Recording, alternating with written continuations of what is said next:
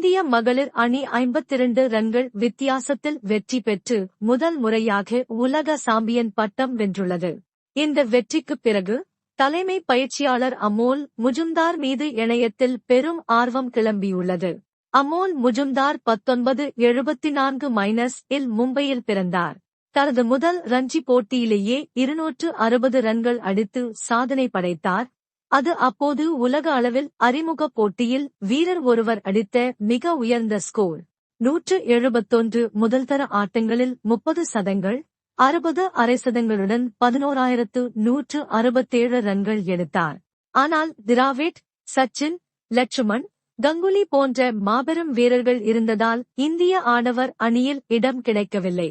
2014-இல் ஓய்வு பெற்ற அவர் பின்னர் பயிற்சியாளராக தன்னை மாற்றிக்கொண்டார்.